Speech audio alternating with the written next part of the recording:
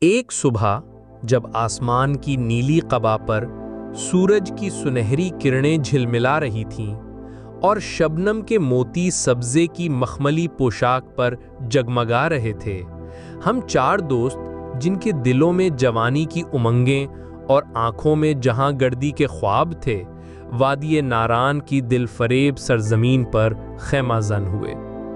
فطرت نے اس وادی کو اپنے حسن کی تمام رعنائیوں سے آراستہ کیا تھا، گویا یہ زمین پر جنت کا ایک ٹکڑا ہو۔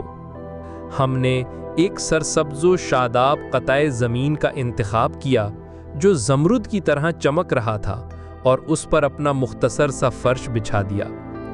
ہمارے قدموں کے نیچے نرم گھاس کا قالین تھا اور ہمارے سامنے ایک چشمہ بہہ رہا تھا جس کا پانی اتنا شفاف تھا کہ اس کی تہہ میں پڑے سنگریزے ستاروں کی طرح چمکتے تھے۔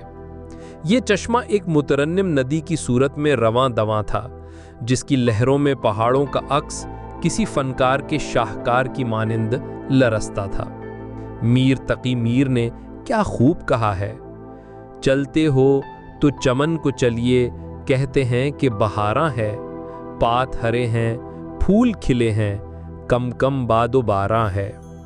ہمارے چاروں طرف فلک بوز پہاڑوں کی قطاریں تھیں جن کی چوٹیاں برف کی سفید چادر اوڑھے آسمان سے باتیں کر رہی تھیں۔ ان پہاڑوں کی بلندی اور عظمت دیکھ کر انسان اپنی کم مائگی کا اعتراف کرنے پر مجبور ہو جاتا ہے۔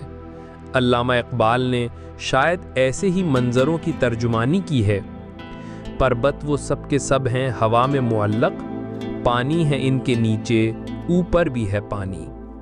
اس حسین منظر نے ہم پر ایک سحر سا طاری کر دیا تھا۔ وقت جیسے تھم گیا تھا اور ہم دنیا و ما فیہا سے بے خبر فطرت کے اس لازوال حسن میں کھوئے ہوئے تھے۔ ہوا کے جھونکے جب صنوبر کے درختوں سے ٹکراتے تو ایک عجیب سرور انگیز موسیقی پیدا ہوتی جو روح کو تر و تازہ کر دیتی۔ پرندوں کی چہچہاہٹ اس موسیقی میں اور بھی رس گھول رہی تھی۔ یہ وہ لمحہ تھا جب الفاظ اپنی اہمیت کھو بیٹھتے ہیں اور انسان کا دل حمد و ثنا کے گیت گانے لگتا ہے۔ اس خاموش اور پرسکون ماحول میں ہر ایک دوست اپنے اپنے خیالوں میں گم تھا۔ کوئی پہاڑوں کی بلندیوں میں کھویا ہوا تھا تو کوئی ندی کے شفاف پانی میں اپنی روح کا عکس دیکھ رہا تھا۔ یہ وہ لمحے تھے جو زندگی کا حاصل ہوتے ہیں، جن کی یادیں ہمیشہ دل کے نہا خانوں میں محفوظ رہتی ہیں۔ جیسا کہ فیض احمد فیض نے فرمایا، گلوں میں رنگ بھرے باد نو بہار چلے، چلے بھی آؤ کہ گلشن کا کاروبار چلے۔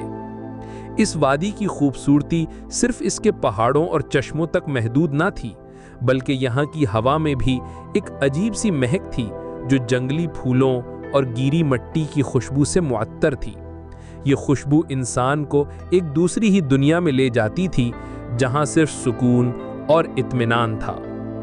جیسے جیسے سورج بلند ہوتا گیا، پہاڑوں پر پڑی برف سونے کی طرح چمکنے لگی اور پوری وادی ایک نئی آب و تاب سے روشن ہو گئی۔ یہ منظر اتنا دلکش تھا کہ آنکھیں کھیرا ہوئی جاتی تھیں۔